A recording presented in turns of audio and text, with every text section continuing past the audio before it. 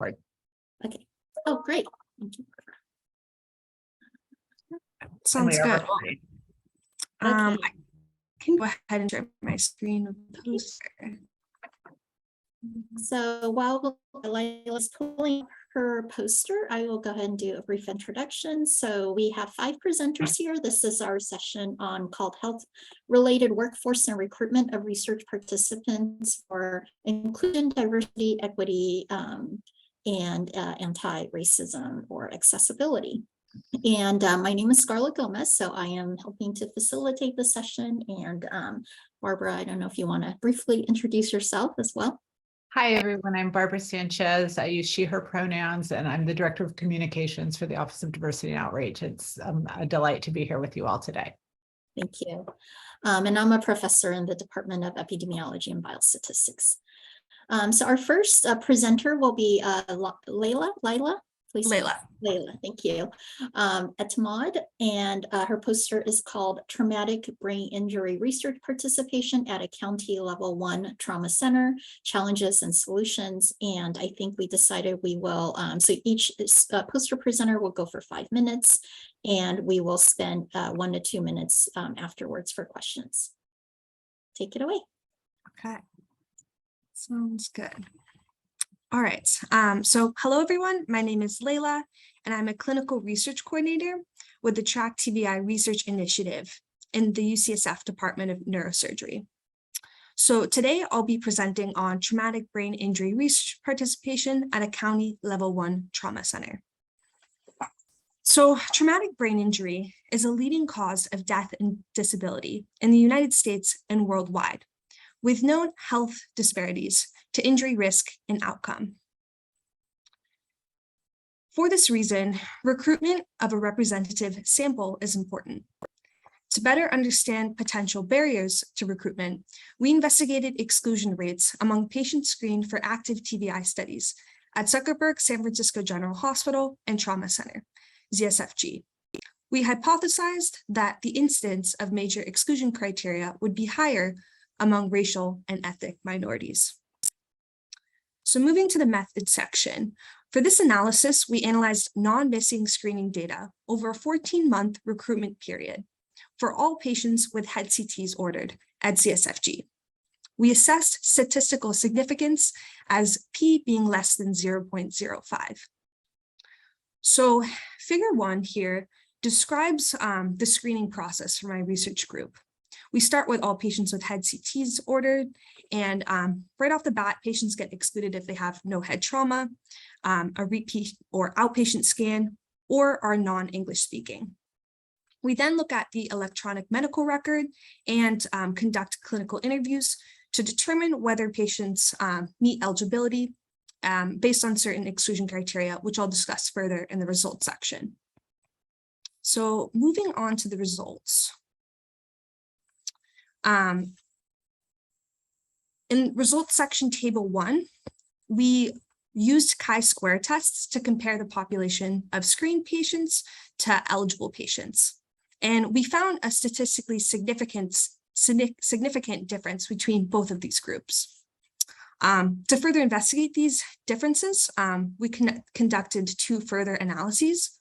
We first looked at and summarized the demographics of non-English speaking patients. So notably, we found of 2,198 non-English speaking patients screened, 47% were Hispanic or Latino, and 40% were Asian or Asian American. Next, we decided to further investigate the exclusion criteria specifically. And so we looked at exclusion rates among eligible patients versus not eligible patients. And essentially, in every statistically significant major exclusion criteria, we found, in these exclusion criteria on the x-axis here, we found that African-American or African patients were overrepresented and the most likely to be excluded. So we used chi-square tests for this again, and we found some of the reasons for exclusion were due to clinical or injury factors, such as delayed presentation to the hospital, having no or unknown TBI symptoms, so not meeting our threshold of symptoms for a head injury, unknown time of injury, care or process factors like lack of a CT scan being completed prior to discharge. This could be due to either, the order being canceled by providers or the patient leaving against medical advice. Next being penetrating head trauma, which usually is a gunshot wound to the head. And lastly, the last significant exclusion criteria was being a prisoner or in custody. So moving on to the conclusions. Overall, the major conclusion here was that at a county level 1 trauma center, racial and ethnic minorities were more likely to be screened out of TBI research. Underlying reasons for these differences across racial and ethnic groups are likely multifactorial and pertain to health literacy and health access factors, as well as differential risks for injury, all of which deserves further study. So what is the solution to this issue? Well, our institutional research team has implemented interval efforts to address these disparities, including training bilingual and multicultural research staff, translating our informed consent forms to Spanish and Cantonese, conducting focused research for health disparities in TBI screening and recruitment, and developing TBI research studies with less exclusion criteria when possible to capture a more diverse representative sample. So I'd like to thank my research group, Track TBI, and co-authors for the support in this project. And yeah, thank you. Thank you, Layla. That was excellent. And thank you for keeping on time. Does we have 1 to 2 minutes for questions for Layla? And I should have mentioned you can also put your questions in the chat while the speakers are doing their presentations. Layla, I have a question, and maybe this is, you're not there yet, but what does this, in terms of the future directions, this training of the research staff, what is it going to look like? Yeah, that's a great question. So I think the first step is just really I think this has been an ongoing effort, but just recruiting and hiring research staff that are either speak more than one language and can help us, enroll Cantonese and Spanish speaking patients. And then also recruiting a, multicultural research staff that represents the patient population that we're trying to recruit and enroll and that we work with. But I'd say it's ongoing. I speak Spanish fluently, so I'm one of the new hires that's helping with this. And a lot of my research team is actually on this call as well, and very multicultural and helping with this effort. But it is certainly ongoing. In terms of training, like some of us are, well, most of us, many are native speakers, but includes, getting certification to interact with patients in a non-native language. And I think overall with our group, we're just really trying to increase, awareness that these are issues we're grappling with and trying to do our best to address this. Thank you. I have a question as well. So to the extent that in your conclusions, your findings, and also what's shown in your figure 2, it looks like these major exclusion criteria are mostly sort of built in, or a part of the eligibility and or sort of structural or operational, I guess, rather. How moving forward, but they seem to differentially exclude racial and ethnic minority groups. So moving forward, is there thinking of revising the criteria or shifting some of these operational barriers? Yeah, this is a great question. So yeah, you definitely see like these major exclusion criteria, they're taken from the study protocol of, what qualifies someone to be in or to not be into the study. And so some of them, like being a prisoner in custody or being on a psych hold, some of these, it's hard, like the reasons, and these are protected populations and reasons we can't enroll them into a research study. And those, likely may be here to stay, but there's definitely a need for research, in these groups as well. Perhaps under different IRB, different protections, but, and yeah, you definitely see some of them like unknown time of injury. Often we find like these are people who we're doing ultrasensitive biomarker research studies. And so we kind of need to know roughly when someone's injury happens in order to, analyze and do our research. But we find often people coming in will be found down and no one knows what happened to them. And so it's just really hard to say what's happening. But I think the things that, the one exclusion criteria we found that we can eliminate, it's up for discussion, but for one study we've already closed out, and for another future study coming on this spring, we've looked at taking away the TBI symptom criteria, which it's not shown in this graph, but it's actually the most major exclusion criteria that we have. And it's interestingly also associated with, excluding higher rates of racial and ethnic minorities, likely, I suspect, just due to other confounding factors. But in short, we found that we've decided for some of our future studies, when possible, we're going to eliminate this criteria. And we think it will have a big impact, but more research is needed to see how that goes. Great, thank you so much. We will move on to our next presenter, as the presenters pulling up the slides, I will introduce them. So this is Sonam Kumari, and she will be presenting on the UCSF HEAL initiative, evaluating fellowship experiences of U.S. trained physicians serving in the Navajo Nation.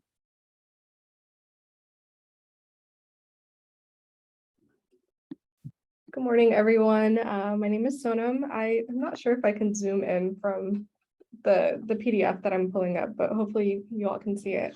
The research I'm going to be sharing today is actually a sub-analysis of a broader evaluation project for the HEAL initiative, which I did with my mentor, Dr. Robin Goldman, for my Global Health Sciences master's program. And so HEAL was launched in 2015, and it's a bi-directional and interdisciplinary global health equity fellowship.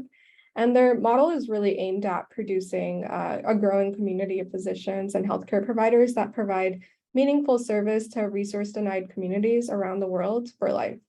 But something that sets HEAL apart is that it's one of the first programs in the country to include both US-based Indigenous sites and international sites as rotation locations for a portion of their fellows. And so for my project, I was interested in learning more about the experiences of fellows, which we'll call rotating fellows, that did their domestic rotations in the Navajo Nation. And so for my project had 4 major aims. One of them was to understand how a rotating fellow's experience in the Navajo Nation influenced their personal transformation, how their time in the Navajo Nation impacted them generally and led to perspective changes, to determine which components of the HEAL program were helpful or not, and lastly, to compare themes found in exit interviews between the first and the 4th rotating fellow cohorts. And so in order to do this, we performed a qualitative analysis of rotating fellow exit interviews from the 2015 to 2017 and 2018 to 2020 cohorts. And my mentor and I iteratively coded the interviews, developed a code book, and analyzed the material to develop overarching themes. And so for the results to begin, something that was apparent in almost every exit interview was this larger domain of personal transformation. And some apparent themes that were that first, rotating fellows realized a desire to work in underserved settings for the long term. They recognized the importance of patient advocacy as physicians and also understood their needs and their wants from future workplaces. And ultimately, our data suggests that participation in Navajo Nation HEAL sites contributed to personal transformation and an overall push towards serving underserved patients. And with respect to the impact of participation in the Navajo Nation, rotating fellows expressed both positive and negative experiences. And I wanted to highlight this quote where one fellow shared that their time in HEAL was simultaneously wonderful and awful and hard, but beautiful. And so for us, this quote demonstrated some of the underlying themes we found surrounding skill development and competence that came from working in a challenging setting, but also this experience with significant mental health challenges from being exposed to a lot of suffering in the Navajo Nation. And so for AIM 3, we looked at fellows' perspectives on the program itself. We found 4 major takeaways. Some of the takeaways were more logistical in nature, such as wanting better coordination or communication between HEAL and the partner sites, but some spoke to the inherent challenges that HEAL may have limited control over, such as placing their fellows in locations with overall limited infrastructure. But for some fellows, that was a necessary part of the program experience because it allowed them to do meaningful work during their rotation. And finally, we wanted to see if there were any thematic similarities and differences between the two cohorts being evaluated. And between both cohorts, there was this recurring theme of mental health challenges. And furthermore, fellows shared that their experience enabled them to incorporate HEAL values like humility and solidarity in their work. But the biggest distinction between the cohorts was that the 2018-2020 cohort did face some specific COVID-specific challenges during the very end of their fellowship training. And this kind of leads me into some strengths and limitations of my project. This project was HEAL's first systematic evaluation, which looked at in-depth analysis of participant experiences. However, a potential weakness is that interview guides for both cohorts are not identical and that COVID-19 impacted some of the responses for the latter cohort. And in the future, we hope to do a complete analysis of all exit interviews across the cohorts, including our site fellows. And we also want to do a follow-up with alumni through a survey to analyze their post-fellowship trajectory. And lastly, if there's anything that I hope you take away from this project, it's that addressing Indigenous health disparities, workforce disparities, and the like are a big part of achieving global health equity, and service to Indigenous communities should be an essential part of global health equity programs. Thank you. That's all I have. Great, thank you so much, Sonam. So there was comments in the chat about asking to zoom in, and like Barbara had a great suggestion that maybe we can, yeah, if anyone had, there we go. If anyone wanted to see particular parts of the poster, please speak up and let Sonam know, and we can maybe zoom in during the Q&A. Do we have any questions? Apologies for that. It was not clicking while I was speaking. No problem. Were there? If anyone else has questions, I would be curious if you could zoom in and maybe talk a little bit about the fellow characteristics section that I think is on the right hand. Yeah, absolutely. So this is just kind of an overview of the rotating fellows that were part of the HEAL initiative for the two cohorts that I spoke about. And as you can tell, there are some differences between the cohorts. First being that the first cohort was a little bit larger. They had 10 rotating fellows, and the second one had 6. And in terms of specialty, you can see that a majority of them, or almost all of them, were primarily in primary care focused specialties that they did their training in. And there's also a list of like domestic site rotations where they specifically participated in the Navajo Nation. There was this addition of California sites that were added later on as the program developed. Yeah, and then there's also a list of where these rotating fellows specifically participated as for their international site experiences. Thank you. I have kind of an obvious question. Are there plans to continue this program? So there's been 2 cohorts, and then following, if so, are there additional sites that will be coming on board, or are these? So there have been consecutive cohorts. So the first cohort started in 2015, and it's a 2-year fellowship. So we've had consecutive cohorts since then. But for the sake of my capstone project, we were looking at these 2 cohorts because it was not feasible to look at every single cohort since then. And so they have been going on from 2015, but I would say, like, in terms of like characteristics of the fellows that have started, there have been changes over time because there have been like informal feedback. So I think there was a certain cohort that was a lot larger in size, and then they decided that, you know, it was probably more effective to make a smaller cohort size, which is kind of, it leads into the reason why there are like these changes in numbers for rotating fellows in the program. Great, thank you. Any other questions for Sonam? Okay. Well, we're doing great on time. So we'll go ahead and move on to our third presenter. Thank you, Sonam. Our third presenter is Tomi Uri Lewis, and she's going to be presenting on the Wisdom study, increasing clinical trial accessibility in the breast screening pragmatic trial. Thank you, Dr. Gomez. Can everyone see my poster? Okay, perfect. And I'll try to zoom in for specific areas as well.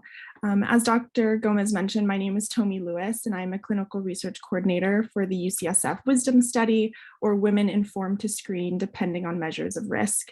And I'm excited to be here today to talk to you about Wisdom's efforts to advance breast cancer screening practices and improve the accessibility of breast cancer research and genetic testing. So as a little bit of background, currently over 40,000 women die of breast cancer per year in the US, and there are various health disparities within that, such as Black women having the highest breast cancer mortality rate across all racial and ethnic groups. The Wisdom study is trying to address some of these issues by finding the safest and most effective way to screen for breast cancer.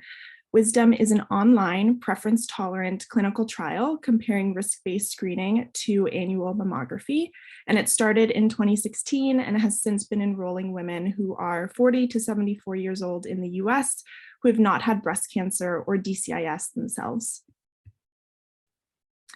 As I mentioned before, Wisdom is an online study, so registration, consent, and study surveys are all available over a secure online platform on both computers and smartphones. And as part of the preference-tolerant randomized design, participants can either choose their study arm or be randomized. And those that are in the risk-based arm are actually invited to complete a free at-home genetic testing spit kit, which looks at 9 genes associated with breast cancer risk and over 200 single nucleotide polymorphisms, or SNPs. Providing no-cost genetic testing is a very important part of Wisdom's effort to make panel-based testing more accessible, particularly for women underrepresented in genetic studies and those without a family history who might not otherwise meet clinical criteria for testing. It also allows us to incorporate this genetic information into our risk assessments for participants. And of the 23 participants who are currently in the risk-based arm, over 17,000 of them have completed the at-home genetic testing kit and have received a results report back. And so far, 15% of these participants have been women of color. One of the most interesting findings we've encountered so far, which is illustrated here in figure 3, is that of the 535 participants who were found to be mutation carriers, 67% of them did not report having a first-degree family history of breast cancer. And oftentimes in clinic, having a first degree or having some kind of family history is a requirement to get genetic counseling and testing. In the effort to increase access and equitability of breast cancer genetic testing and risk-based screening, it's been very important for Wisdom to do its part in engaging with diverse communities. And with specific NCI funding, Wisdom has actually been able to expand recruitment sites to diverse regions in Texas, Florida, Illinois, and Alabama. So it is a nationwide study. And as you can see in figure 4, which outlines our enrollment by race and ethnicity across time, we've seen almost a 10% increase in the enrollment of Black African-American participants, as well as an increase in mixed race individuals and Hispanic Latinx participants. And Wisdom is actively working to build new community-specific strategies and partnerships. Most recently, we've been working with the Regional Pacific Islander Task Force and CARE, which I'm sure many of you have heard of, which is a research registry for Asian Americans, Native Hawaiians, and Pacific Islanders. And in May 2021, Wisdom also started working with the VA to send out email invitations to eligible VA members from over 14 sites in Florida, Texas, Missouri, and California and Pennsylvania. And this has had a dramatic impact on increasing representation in the study. Here in figure 5, the light bars represent some race, ethnicity, demographics of Wisdom VA members before we started doing this direct email outreach. And the dark red bars represent the increase in enrollment after outreach. And back in 2020, Wisdom also developed a community leadership board, which has resulted in dozens of presentations to diverse community-based and nonprofit organizations, as well as monthly web-based Wisdom community forums, which are open to the public. And in conclusion, active community engagement and focusing efforts to increase the diversity of Wisdom participants is critical to our effort to improve breast cancer outcomes and also contribute to the body of knowledge around genetics, particularly across communities of color. And by offering an online clinical trial where participants can select their study arm if they choose, they can continue to receive healthcare with their local providers and can have access to free genetic testing. Wisdom is working to address some of the traditional clinical trial barriers that exist, like time, travel, and cost for participants. In closing, I'd just like to acknowledge and thank all the participants who are in the Wisdom study who are making this work possible, and the many partners and patient advocates and collaborators who are helping to strengthen the study and its reach to more communities. Thank you so much.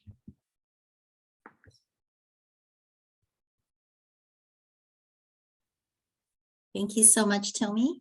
Do we have any questions for Tomi? I have kind of an obvious question, and I'm sorry if I missed it, but is are the study materials and as research interviewers, are they available in different languages? That's a great question. The study materials and the entire study itself, so all of the consent forms, the questionnaires, are available in English and Spanish.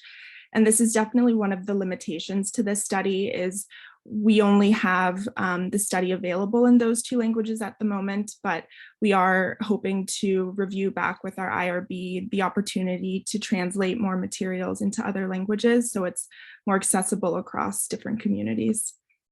That's great. Thank you. And I have another question that may be out of scope, but I'm just curious if you know what the funding looks like for Wisdom in dollar figures, or I mean, it just seems like such an important endeavor. I'd be really curious what's going into it. Definitely. I don't know the dollar amounts, but I do know that we have funding to continue enrolling women for the near future. And the study team is working on a Wisdom 2.0, which we're hoping to begin enrolling women who are younger than 40, as we understand young women in their 30s and even in their 20s can be diagnosed with breast cancer, especially across communities of color. And so the study will still be around. It may change in the way that it looks in the coming years, but we are definitely still enrolling women. And I've put the little QR code at the bottom of our poster if you are interested, or a friend or a family member might be interested. We have coordinators all over who are here to support participants in the study. So thank you. Thank you. Thank you, Tomi. Any other questions for Tomi? All right, well then we will move on to our 4th presenter. As she's pulling up her slides, I will introduce her. This is Alice Liu, and her presentation is the impact of an asylum medicine elective on first-year medical student career goals. Thank you for the introduction. Hi, everyone. My name is Alice. I'm a 3rd-year medical student at UCSF, as well as the past elective coordinator for an annual elective that we put on for preclinical students at the med school. It's run by the student-run group Human Rights Collaborative at UCSF. And so today I'd like to share a little bit about our elective, the diverse backgrounds of the students who choose to take it, as well as how student career goals and other outcomes have been impacted throughout the course of taking this elective. And before I dive in, I want to acknowledge our dedicated course directors and my co-authors who are listed on the poster. So As you may be aware, addressing health disparities includes educating medical students about the ways that physicians can take action, especially in the times of injustice and climate change and international migration. So one strategy is to train in asylum medicine, which is a key topic in San Francisco, as well as other areas that have a high prevalence of patients whose lives have been impacted by migration. And there's a gap in our medical school training that our elective is aiming to bridge, so that we're teaching on various topics that you can see here on the flyer including introduction to asylum law and medicine, communication skills to better care for diverse populations, as well as learning to perform physical and psychological forensic evaluations, which are quite different from the usual medical approach. So to evaluate our elective, which was in its third iteration this past fall 2021, we conducted anonymized baseline surveys on all students who had attended that first session of the elective with a response rate of 97%. And then we did a post-elective survey on all those who completed at least 8 of the 11 sessions, including all of the core sessions. And so we had a response rate of 86% with that. And the results showed that at baseline, the majority of our first-year medical student participants identified as female and were from wide-ranging backgrounds of racial and ethnic backgrounds as listed here. And they also reported a wide range of career interests, such as pediatrics, OB-GYN, IM, EM, surgery, FM, as well as some specialties that you wouldn't necessarily associate at first glance with conducting forensic evaluations or being involved in asylum medicine. And so we also took a look at the number of key motivations that students endorsed, as seen in the figure here. And the most common ones were prior volunteer or work experiences, as well as a family history of immigration. Of those who completed the elective, we saw that 95% reported they were extremely likely or somewhat likely to work with asylum seekers. 95% believed the skills that they learned would be useful for future clinical practice, which, as we saw previously, was a wide-ranging list of types of potential clinical practices. And then 65% reported they were extremely likely to want to conduct evaluations for asylum seekers in the future, which is especially exciting because this is a service that is usually offered pro bono, so on a voluntary basis by physicians in addition to their usual day jobs. And it's something that makes a huge difference in how successful asylum seeker applications can be, and also is a very needed service. Notably, the students who believed that the elective had relevance to their future careers were significantly more likely to complete the elective. So I've highlighted a few quotes here from some of our students to take a look on how this elective is both universally applicable across various specialties or primary care, how it's helped some of our students envision themselves working with immigrant and refugee populations in their future career, even outside of a forensic evaluation context, and also how it's increased the awareness for what a forensic evaluation is, what that entails, and how to better support asylum seekers, whether you're seeing them through this forensic evaluation process or just through your clinic in general. So in conclusion, we've learned that the UCSF Asylum Medicine elective has attracted students with diverse backgrounds and diverse career interests, and that these students are reporting high likelihoods of working with asylum seekers and applying the tangible skills that they've learned to their future practice. For next steps, we are in the midst of the 4th round of our annual elective session this fall and are aiming to continue to seek feedback and build on our elective offerings. We're also focusing on recruiting and retaining diverse groups of students and offering opportunities to engage beyond the elective with a number of volunteer opportunities, such as coming out to our asylum clinic on a monthly basis or taking up leadership roles within the Human Rights Collaborative for research or advocacy purposes. In addition to teaching about the forensic evaluation, our priority is also to utilize our guest lectures to highlight the different roles that physicians can play in the field of asylum medicine and more broadly in social justice efforts. And ultimately, our goal is to train future doctors who can provide competent and trauma-informed care for all patients, regardless of their backgrounds. So with that, I'd like to thank you for your attention, and I'm happy to answer any questions. Thank you so much, Alice. That's amazing. I see Tomi has a question. Yeah, I'm curious with how important this topic is.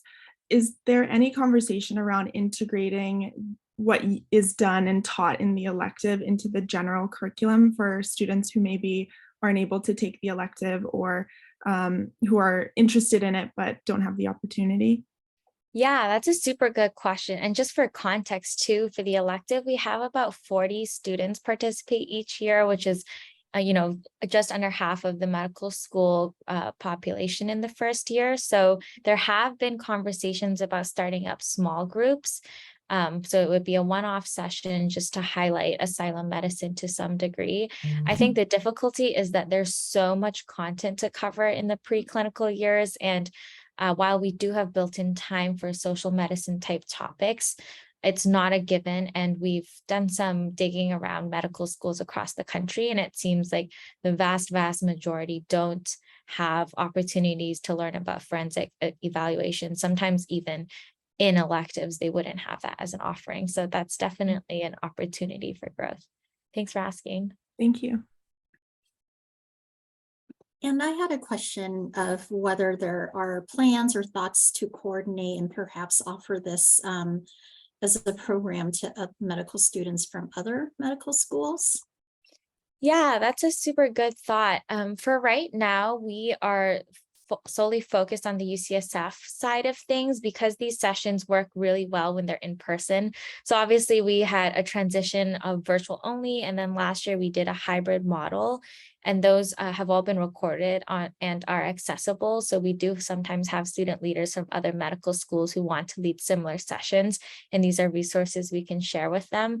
But for now, we've gone back to fully in person, especially as you can imagine some of the interview strategies, the physical exam skills just really work better in person. One thing that I'd like to plug, if any of you are interested in this, even beyond a medical student level, is the Asylum Medicine Training Initiative, which was led by some of our faculty at UCSF, but is a nationwide effort to create a standardized, freely accessible, do it at your own pace online curriculum that physicians and other providers can take if they're in an area where they want to contribute to forensic evaluations, but don't have an upcoming training that they can take part in. Great. Any other questions for Alice? I just had a quick question sort of related to what you're saying. Has there been any talk about collaborating or sharing with some of the other, for example, the School of Nursing here, or perhaps they have a program like that, other kind of provider training areas that we have here at UCSF? Yeah, I love that thought. So in the past, we've had one-off opportunities where nursing students or some of the psychology students and even law students have connected with us, and we've invited them into our elective. If any of you know of any students in the other schools who are interested, or faculty who might be interested in making that a more long-standing opportunity, our group would be super happy to facilitate that. Thanks. Wonderful. Thank you, Alice. Then we will move on to our last speaker. And as she's pulling up her presentation, this is Alexandra Velasquez, and she has put a Zoom link to her program, the link to the program in the chat, sorry. And the presentation is Clinical Research Coordinators, the Learners for Equity, or the CIRCLE program, diversifying the clinical research workforce. Okay, thank you, Dr. Gomez. Can people see the poster? Great, wonderful. So thank you also to the HERE committee for the opportunity to share about CIRCLE's effort to and to you for joining this session. So let me try to make this a little bit bigger so that we can try to navigate this. So my name is Alexandra Velasquez. I'm a senior CRC, and I'm excited to share with you our poster regarding our efforts to increase the diversity of the CRC workforce at UCSF to promote health equity in the clinical research enterprise. The Clinical Research Coordinators, Learners for Equity, also known as CIRCLE, is part of the San Francisco Building Infrastructure Leading to Diversity initiative, and is funded by the NIH. It is a partnership between San Francisco State University and UCSF, and the PI is Tungman. The goal circle is to prepare historically underrepresented individuals to become clinical research coordinators, CRCs, to diversify the clinical research workforce and increase the diversity of research participants, leading to advancing inclusive research and health equity. Between August 2020 and December 2021, 27 historically underrepresented scholars participated in the Circle program. Selection was based on a written application consisting of a resume, references, and answers to 5 questions examining community cultural wealth, followed by a 30-minute interview. The 4-month program consists of a 2-week training course and a 20-hour shadowing experience. The 2 weeks consist of didactic and practical modules based on the core competency model developed by the Joint Task Force for Clinical Trial Competency. So that's the little circle that you see. These 2 weeks provided the framework for CRCs with the goal for scholars to gain understanding of key clinical research elements, such as institutional review boards, consent forms, audit preparation, data collection, and research software tools like REDCap and Qualtrics. The course also provides professional development, including mentorship from the Circle team, resume building, and interview tips from human resources, mock interviews with hiring managers, networking, and collaboration opportunities. The morning sessions consist of theory and professional development, and the afternoon sessions consist of hands-on experience. And so this is where our scholars get a chance to implement what they learned in a sandbox environment. Scholars complete daily evaluations of the training courses, offering feedback about the program's modules, which is the information that we used in Figure 1. In addition, also scholars completed daily reflections, provided insight into what they've learned. So now into the 20-hour shadowing experience. So this takes place with a UCSF CRC mentor. And so the mentors are chosen by the scholars based on affinity and potential for long-lasting relationships, with the goal for scholars to experience firsthand of what it is to be a CRC at UCSF. And so the way it works is that CRCs complete a survey indicating their interest in mentoring. Scholars review the responses and identify 2 to 3 individuals as potential mentors. On the last day of the 2-week of the educational portion, scholars meet potential mentors during 2 meet and greet sessions that we have, and scholars have a chance to finalize their decision. They have about 2 to 3 weeks. Once mentors are selected, they attend a 2-hour session to discuss guidelines, after which the shadowing starts. Of the 27 scholars, 20 were from San Francisco State students, and 4 were from community-based organizations, and 3 from UCSF Anchor Institution Initiative. Overall, scholars and mentors expressed high levels of satisfaction with the program. 79.5% of scholars and 65.5% of the mentors indicated that they would strongly agree in recommending Circle to a friend. Reflections and survey responses emphasize program success and creating interest in joining the CRC workforce. We have 2 representative quotes. Sorry, let me move. I learned so much about what it means to be a CRC, and it made me more excited to become a CRC, to learn and grow. And all the skills learned in this program will help me in my professional endeavors. Circle has resulted in UCSF hiring 13 historically underrepresented individuals in the biomedical research field, and provides the opportunity to increase the diversity of the research participants, clinical research workforce, and contribute to increasing health equity. Our limitation is that our sample size is small. However, we are excited to expand who will reach out to join Circle in the future, and how we may institutionalize Circle at UCSF and implement Circle at other institutions. We already have interest from Cornell and Northwestern. So we'll see if we can institutionalize it here at UCSF. And so thank you to the NIH, scholars, mentors, and partners, in particular, Lina Rivas from HR and Michael Jones from HR and UCSF Workforce Development.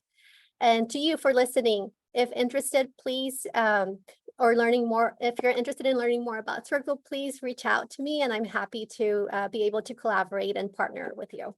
Thank you. Thank you so much, Alexandra. That was really great. Do we have any questions for Alexandra? Alice? Oh, you were clapping. Okay. I actually have several questions, but maybe I'll try to focus on one. So this is an amazing program, and I'm glad to finally have the opportunity to learn more about it. So this was started as a part of SF Build, and you talk about looking to institutionalize this. Would that mean bringing it outside of SF Build and integrating it as part of a regular ongoing program within UCSF? And what are sort of barriers or that you may be, or the group may be facing with that process? Those are great questions. And yeah, so because of the NIH funding, the idea is that programs like Circle are going to be institutionalized, the institutions will take ownership of those programs. And so as time goes by, funding decreases. And so our goal and our hope is to be able to institutionalize it at UCSF by meaning it's going to live in UCSF and there is going to be operational funding for it, and not necessarily based on solely on grant funding. And I think that kind of answers like your follow-up question as well. It's like everybody's like really excited, and it's wonderful and it's amazing to hear that excitement. But then we need the funding.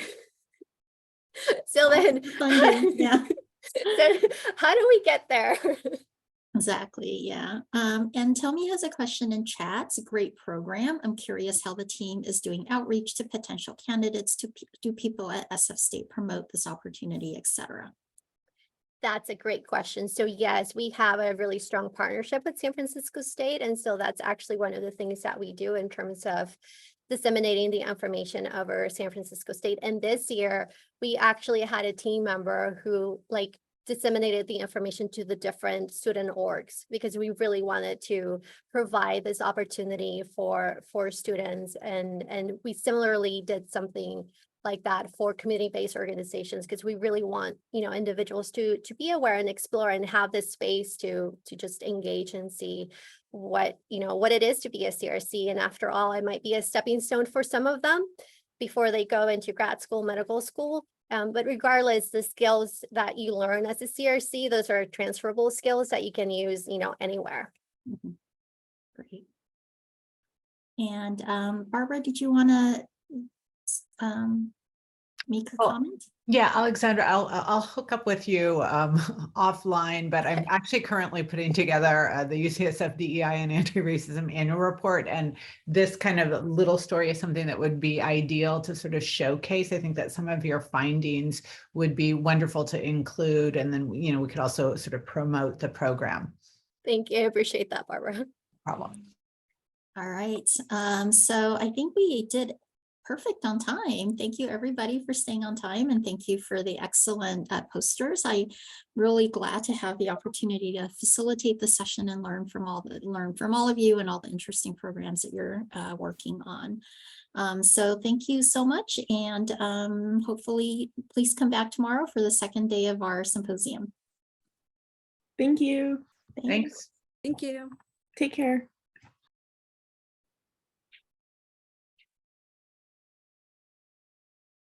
Barbara, all good?